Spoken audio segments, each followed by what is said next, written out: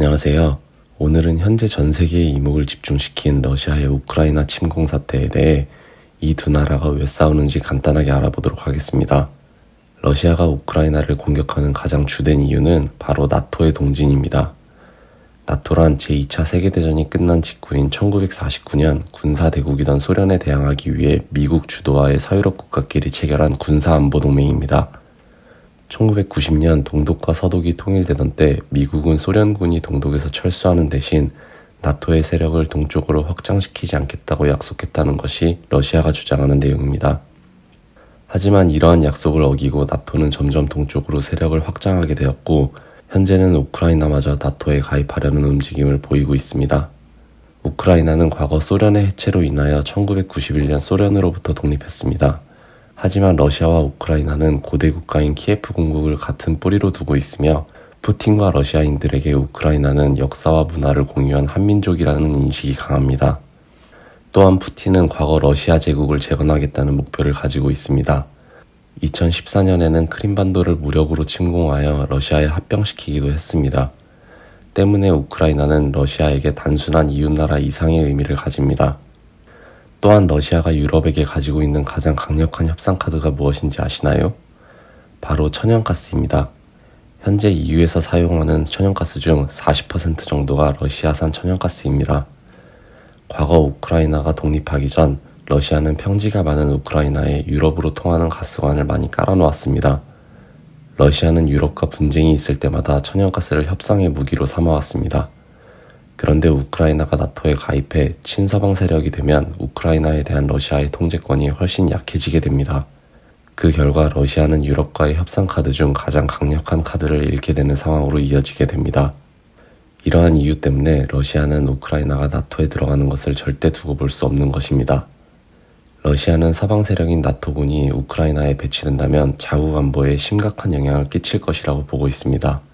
때문에 러시아는 이러한 상황을 두고 유럽안보협력기구에서 합의된 안보 불가분성 원칙을 훼손하는 것이라고 주장하고 있습니다.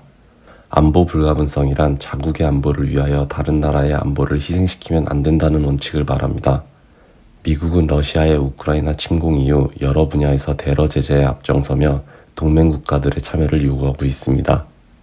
그렇다면 왜 러시아와 우크라이나 싸움에 미국이 적극적으로 개입하고 있는 걸까요?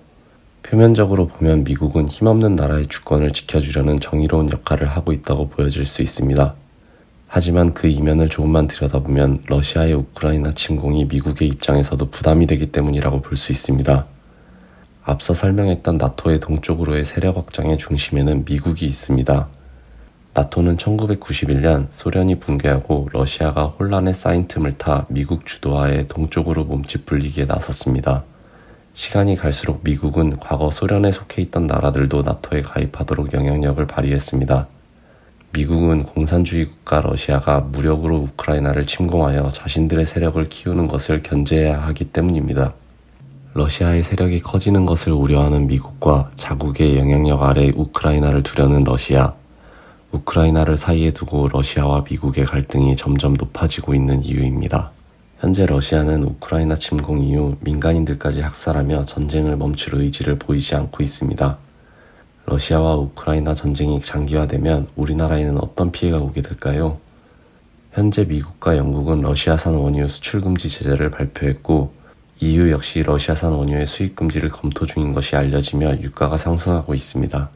이렇게 국제 유가가 상승하면 항공과 해운의 연료비가 상승하게 되고 물류비가 상승할 수 있기 때문에 우리나라 기업들의 수익 감소로 이어집니다.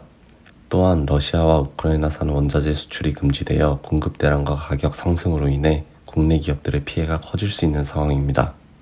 현재 러시아와 우크라이나는 1, 2, 3차 평화회담을 거쳐 수일째 4차 평화회담을 이어가고 있습니다. 양국의 이해관계가 복잡하게 얽혀있는 만큼 쉽게 합의가 도출되지 못하고 있는데요. 우크라이나 젤렌스키 대통령은 푸틴의 항복 요구를 거부하며 자국의 요구가 받아들여지지 않는다면 3차 세계대전으로 이어질 수 있다고 강경한 태도를 보이고 있습니다. 러시아는 우크라이나를 침공하면 단기간에 항복을 받아낼 수 있을 거라고 생각했지만 생각보다 강한 전력의 우크라이나 군대와 세계 여러 나라의 대러시아 제재까지 맞물리며 불리한 입장에 처해 있습니다. 이 두 나라의 갈등이 원만한 합의를 통해 극적으로 마무리될지 상상하고 싶지 않은 끔찍한 상황으로 전개될지는 조금 더 상황을 지켜봐야 할 것 같습니다. 감사합니다.